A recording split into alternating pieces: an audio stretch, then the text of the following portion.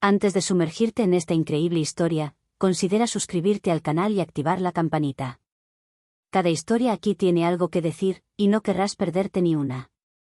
Academia Hillside. Situada en la cima de una frondosa colina en un tranquilo suburbio de Massachusetts, esta escuela privada parecía casi surrealista. Paredes de ladrillo rojo impecablemente mantenidas, amplios ventanales con cristales brillantes, parterres cambiados según la temporada por discretos jardineros, todo evocaba la élite. Parecía una pequeña universidad de la Ivy League, una fortaleza de mérito, pero sobre todo, de privilegio. En los pasillos, la gruesa alfombra amortiguaba el sonido de los pasos. Las taquillas metálicas se repintaban cada verano y estaban libres de grafitis y óxido. Cada estudiante vestía un uniforme a medida, una chaqueta azul marino con escudo dorado, una camisa blanca impecable y una corbata a rayas. El ambiente era sobrio, educado y extrañamente rígido. Como si cada estudiante representara un papel en una obra preescrita. Los estudiantes provenían de familias adineradas, empresarios, abogados, cirujanos y, en ocasiones, políticos. La gran mayoría eran blancos. Sus nombres estaban impresos en placas de mármol a la entrada de la biblioteca, junto a los de los benefactores de la escuela. Se conocían desde la infancia, compartían los mismos clubes de equitación, los mismos campamentos de verano y las mismas herencias. En ese universo fluido y codificado destacó Elijah Turner, de 15 años.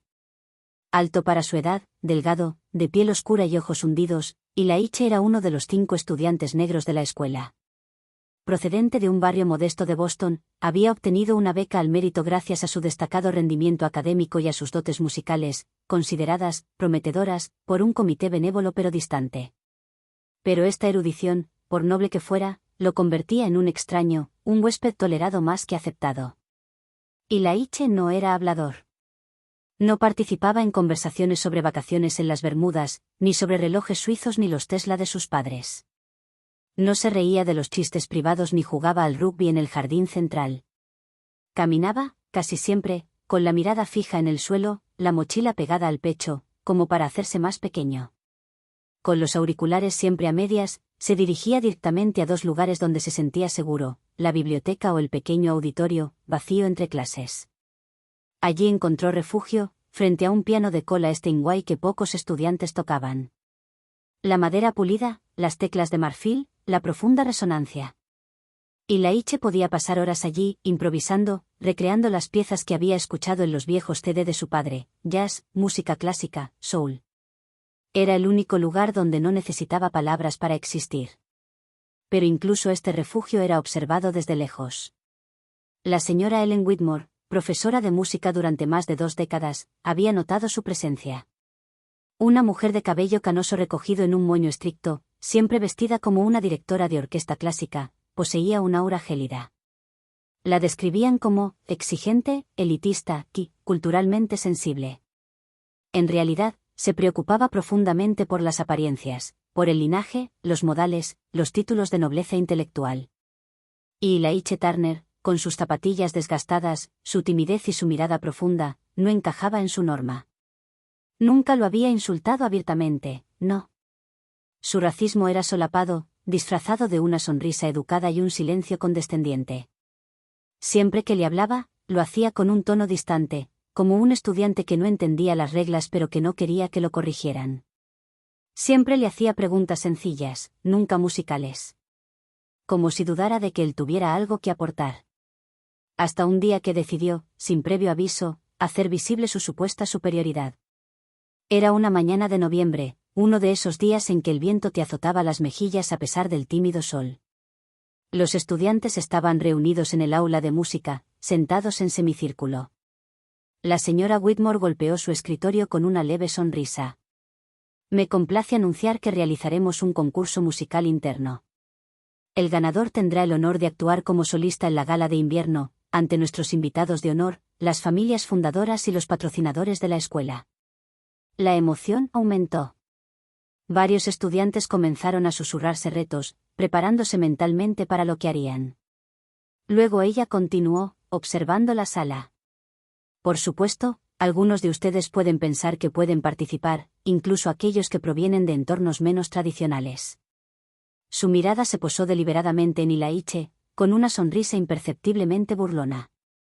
Los estudiantes voltearon la cabeza hacia él. Sintió las miradas. Los conocía bien. No era odio manifiesto. Era una duda insidiosa, de esas que dicen, no perteneces ahí, incluso sin palabras. Y Laiche bajó la mirada, en silencio. Pero algo en su pecho empezó a arder suavemente.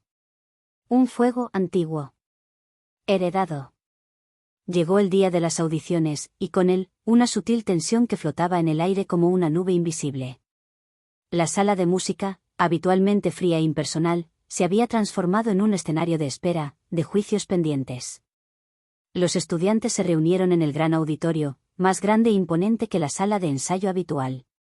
Una cortina color borgoña enmarcaba el escenario de madera barnizada, y en el centro se alzaba el piano de cola, resplandeciente como una escultura sagrada.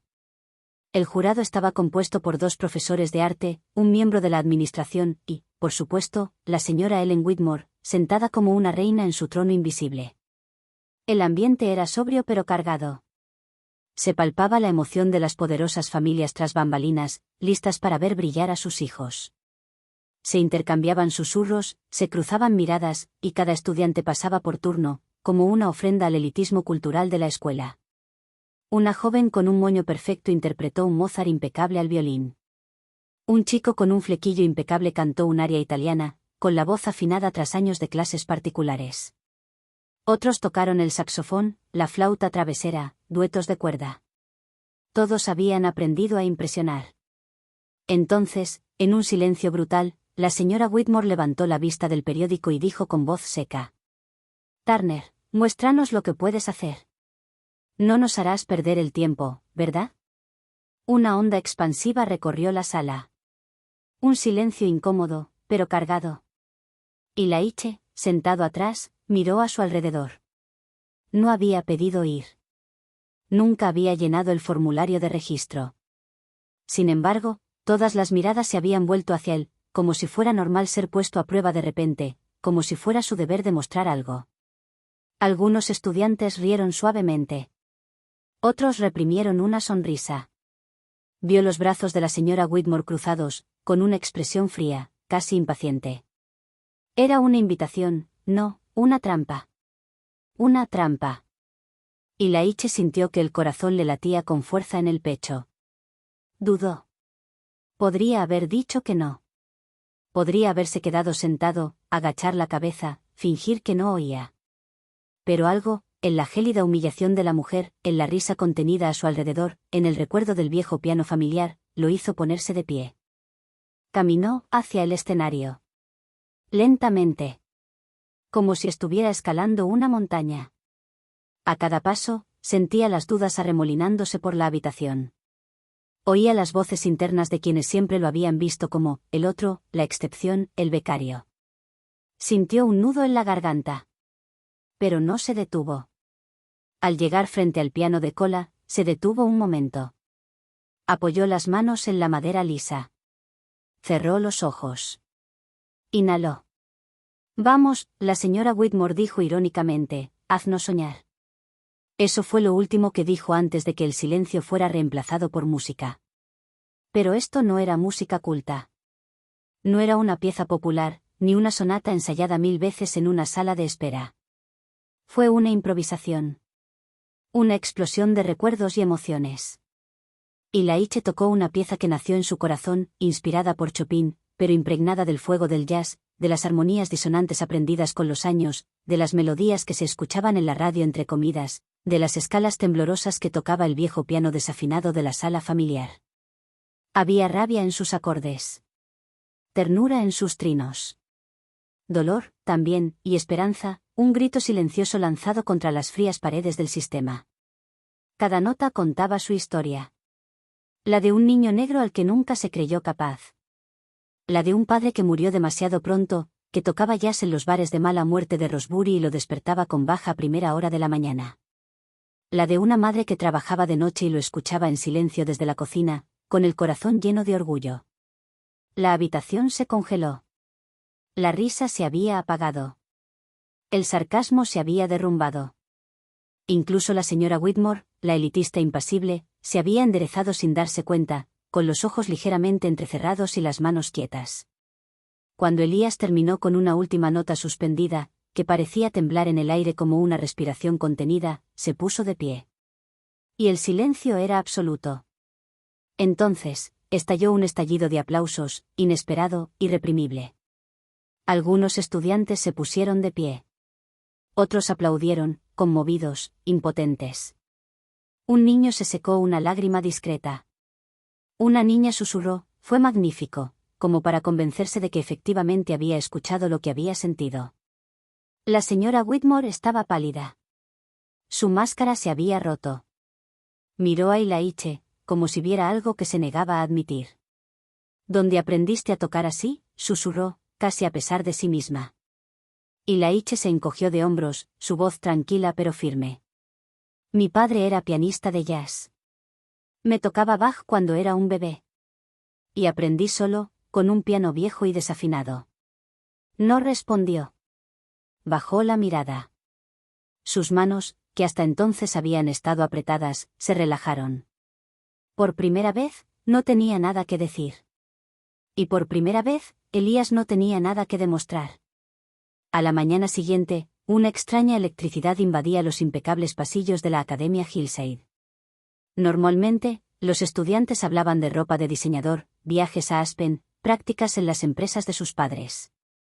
Pero hoy, un nombre estaba en boca de todos. Elías Turner. Alguien, aún nadie sabía quién, había filmado en secreto su audición.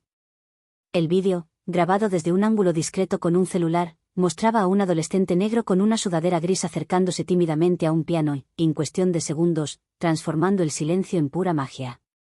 Las notas llovieron como una elegante tormenta. La cámara tembló ligeramente, pero el audio, claro y vibrante, capturó cada emoción.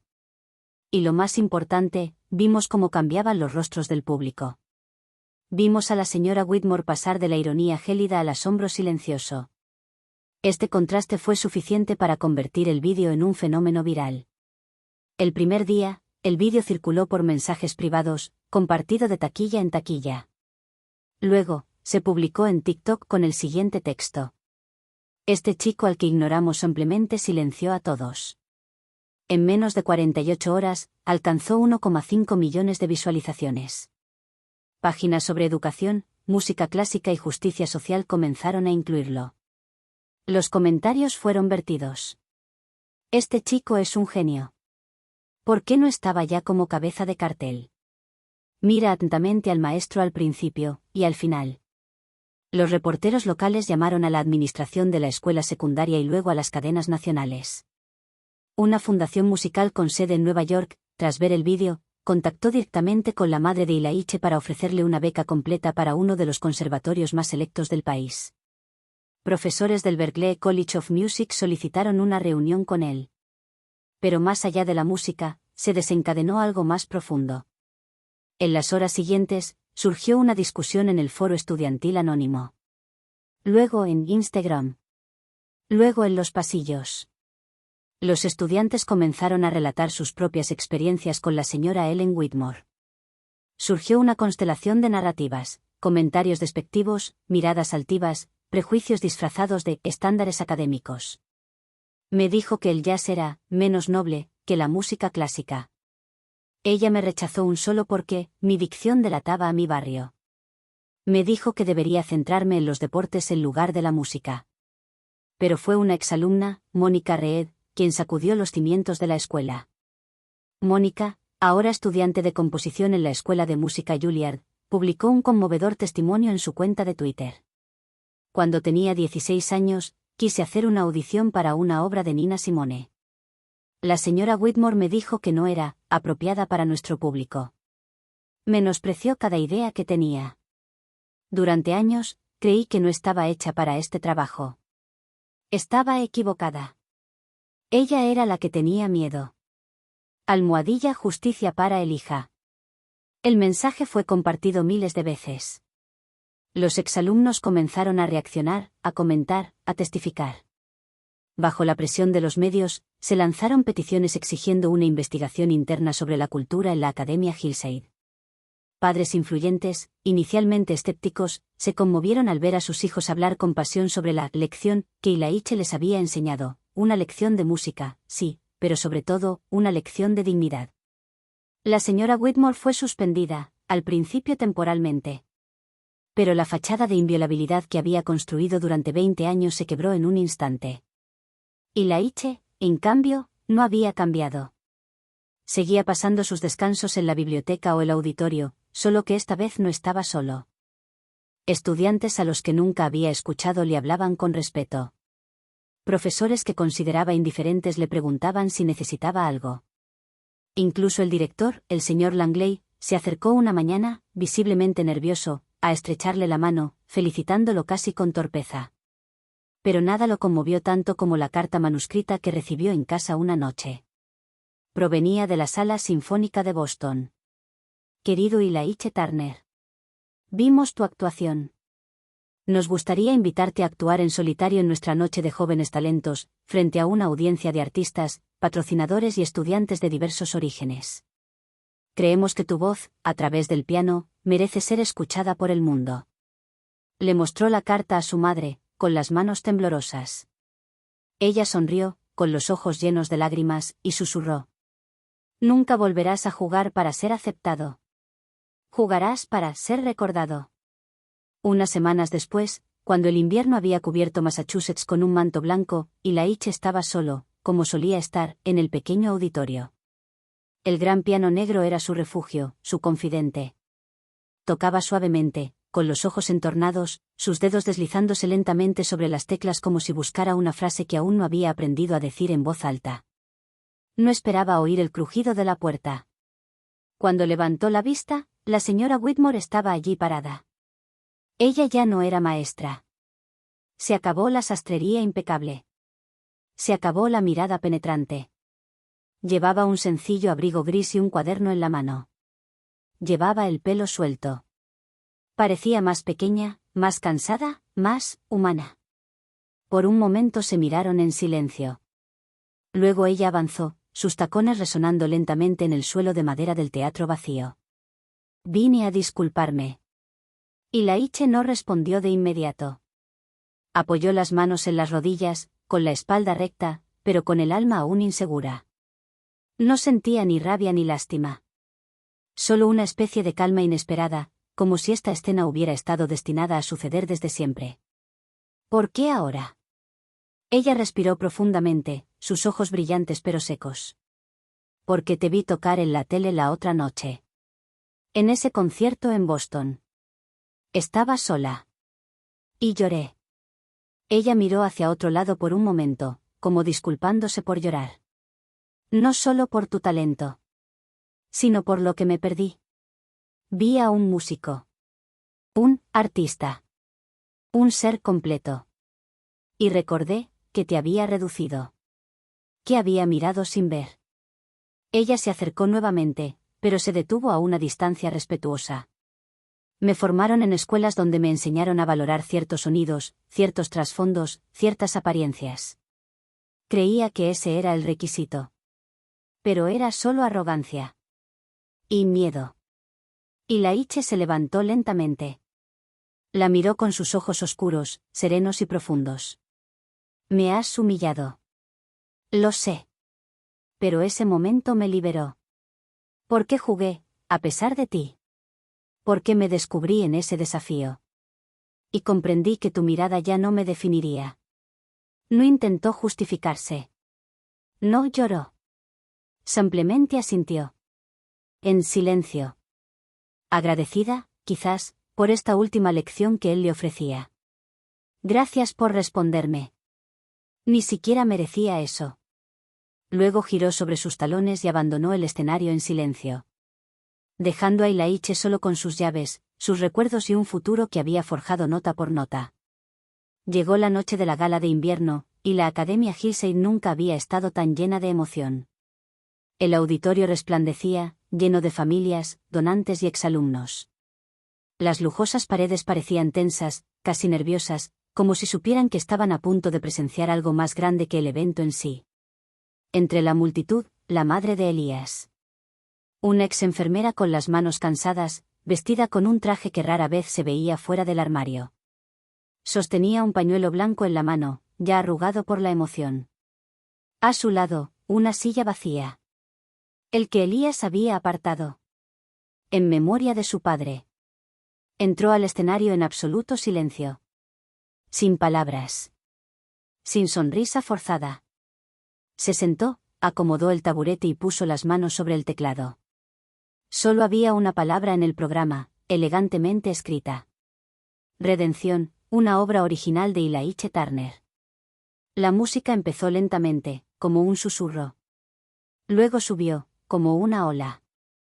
Un comienzo doloroso, casi roto, acordes menores que evocan humillaciones, palabras no dichas, exilio interior. Luego, destellos de luz, un ascenso hacia la aceptación, el orgullo, el fuego interior que se niega a morir.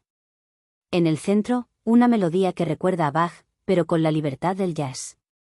Un diálogo entre el pasado y el futuro. Entre un padre desaparecido y un hijo que resucita. Cuando terminó, la última nota quedó suspendida en el aire como un hilo de seda, el silencio era sagrado. Entonces el público se puso de pie al unísono. Una larga y cálida ovación. No para rendimiento. Por la verdad. Por la resiliencia. Por el trabajo de un chico que nadie esperaba. Esa noche, Ylaiche no se limitó a tocar el piano. Él jugó la transformación. Él transformó la vergüenza en arte. Dolor en la luz. Y el silencio, en justicia.